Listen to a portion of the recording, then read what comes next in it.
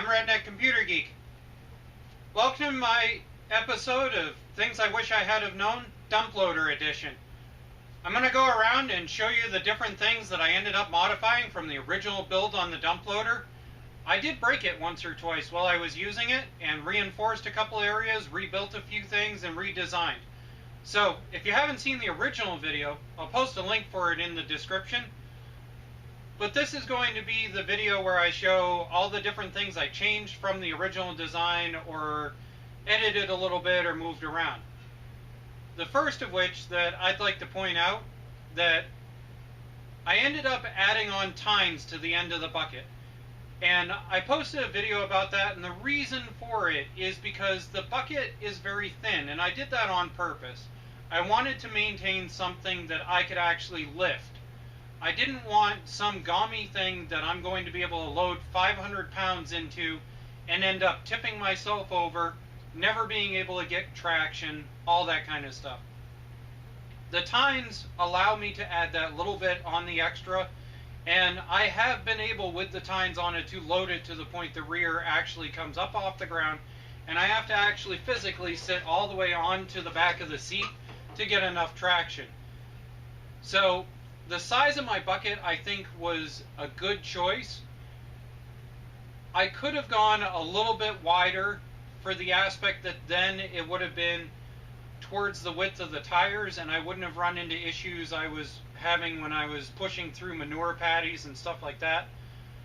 But the real reality is I like the size it's at. Now I'll grab the camera, I'll do a walk around, and I'll show you some up close footage of a few different things. That way you can build your own or come to the conclusion whether ordering one of these expensive dump loaders is worth it. So one of the first things that you end up running into when you start using a dump loader that I found was that it seems like a really amazing idea, being able to lift it in front of you and go dump it somewhere and stuff like that. Except for the problem is the concept only really works on inclines or elevations of a difference of about 6 inches to 12 inches. You got to remember, the dump loader, even fully lifted, is about 1.3 inches at the very best off of the top. And the thing is it gets even worse the closer you get to the tractor, because it lowers on the frame of the tractor. So by the time you get to the actual base down in here, you've only got 10 inches. And that really doesn't clear too many items. For example, my wife decided to go and make a raised bed, and the raised bed was made out of 2x6s, 3-tier tall.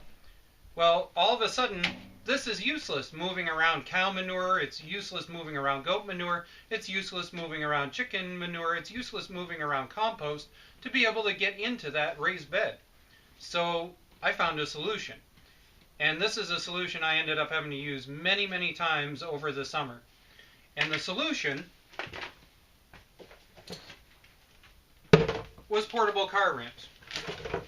And what it came down to was that if I took 2 portable car ramps and I set them up in the front of these tires and I came up onto them, that it was an exponential difference between here to here, because your angle is changing and you raise the angle, the amount of difference that already exists here.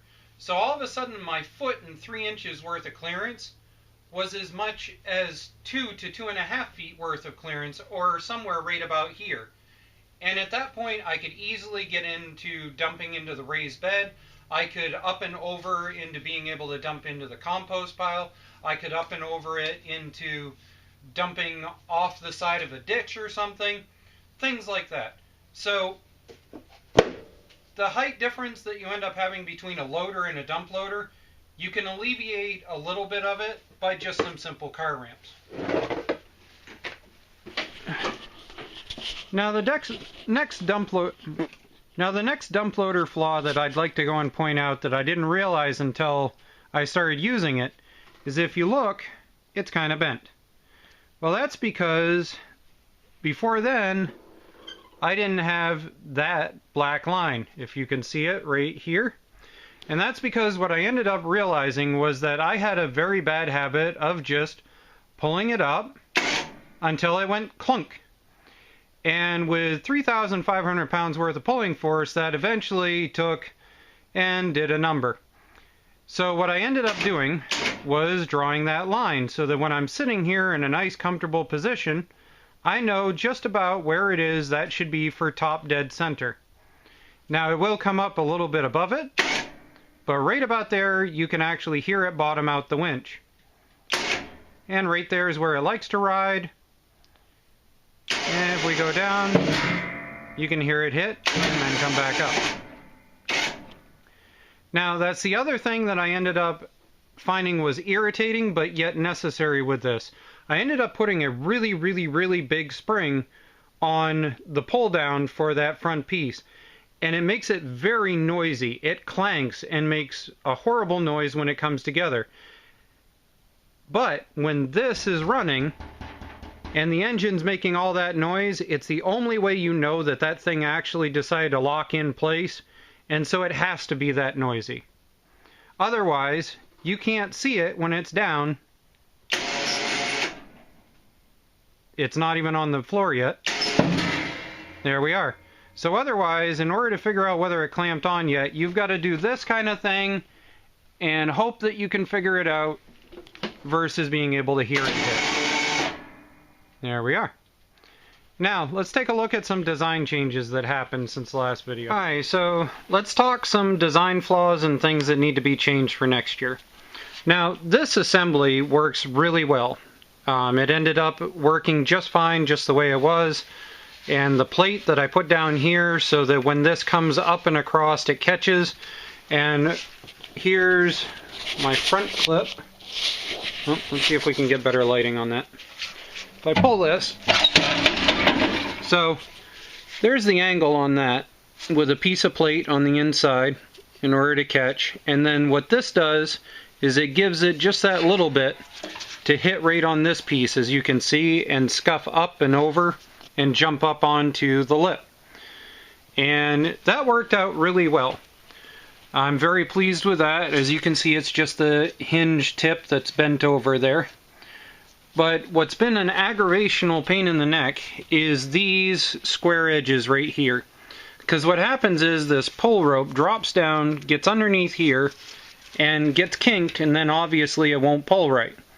So what I need to do is on the top of here, I need to put a couple of posts maybe or something, and I got to make sure that I don't mess up my hinge when I do it, but I need to put some sort of retaining loop, because the problem is you need to pull at an angle about like this, but yet not let the rope go to either side.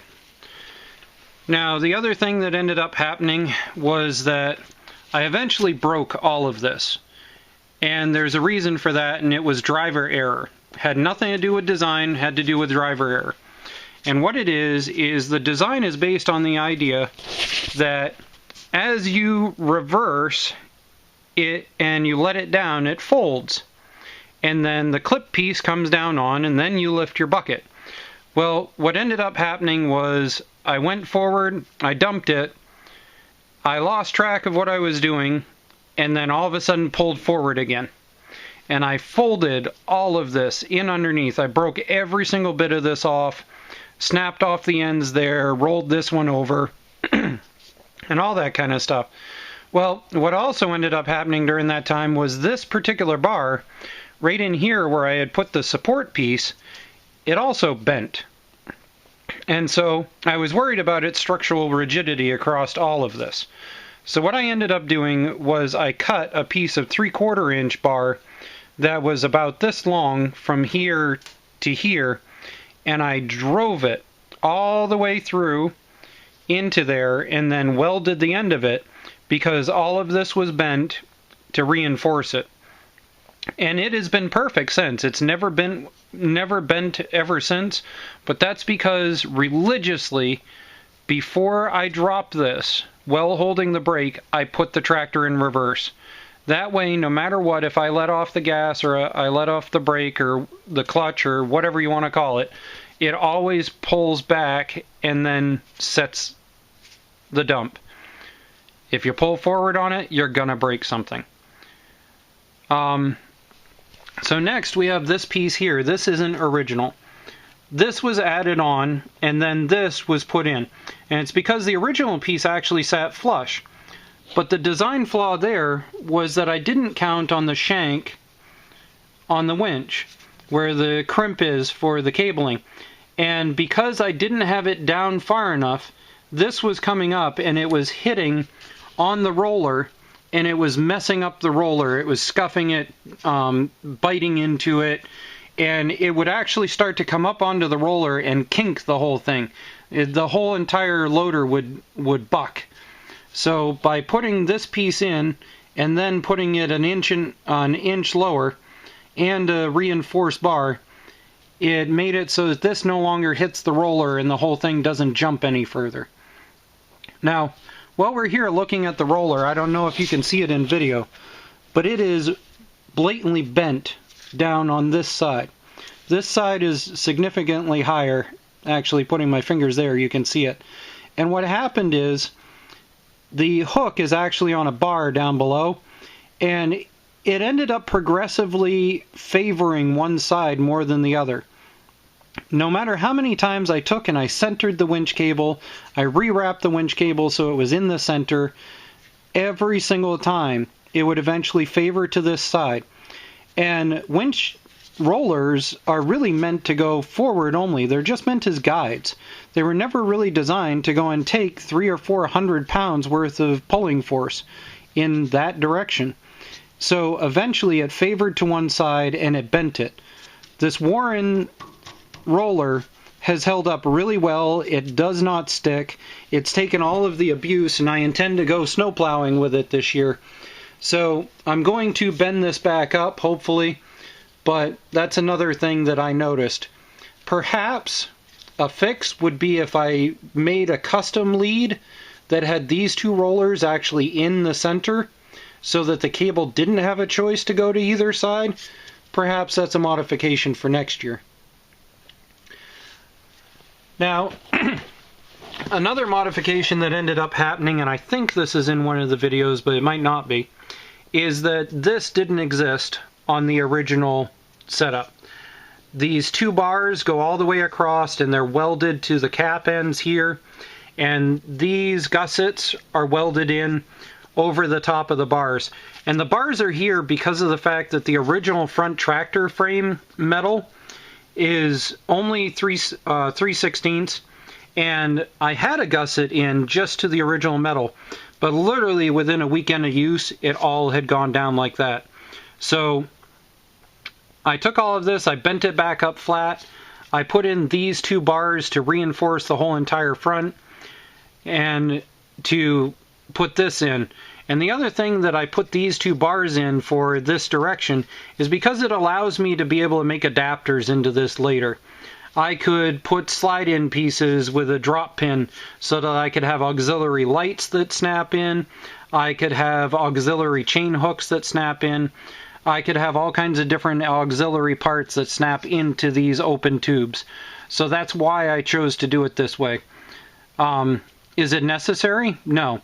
Could you easily have put like a 1/4-inch plate across here and then put a gusset in? Yes. And that probably would be what most people would do. Now, the underside of this hasn't changed much other than this. This isn't original, this washer welded on. And the reason for this is because no matter how squared off I get that front fair lead, it still wants to pull the whole assembly forward. So when the loader was in the low position, this was actually trying to come up. So then you'd pull with the winch and it would pull it up and out on one side or the other that it was favoring. So these are welded in, and I get away with that because what I did was I took these here and I left them in place with bolts, with lock nuts. With lock washers. And so what I do when I want to swap out the loader or swap out the plow is I just undo these and I slide the whole assembly off after removing that cotter pin. It's, less convenient than being able to just lift it up and out, but 2 bolts is a lot better than having 200 pounds come loose.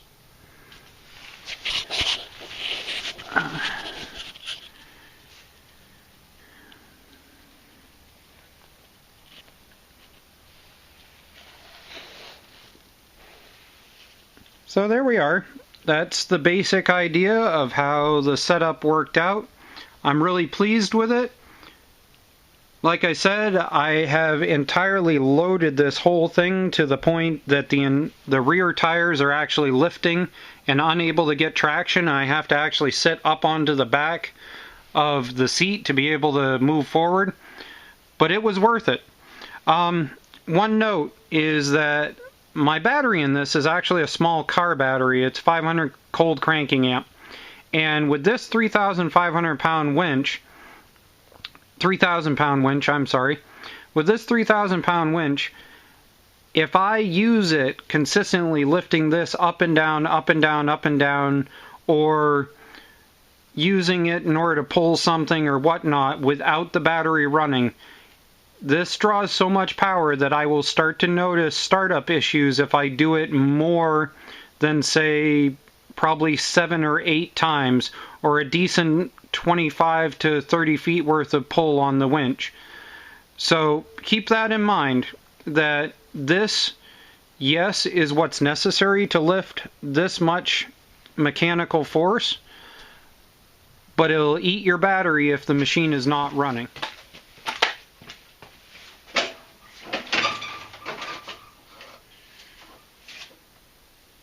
So, in conclusion, yes, this video is about my homemade loader and the issues I ran into with it, but I'm betting a lot of the issues that I ran into as far as mechanical operation and some other stuff are probably very similar to ones you would run into if you bought one of the really expensive $600 or $800 loaders.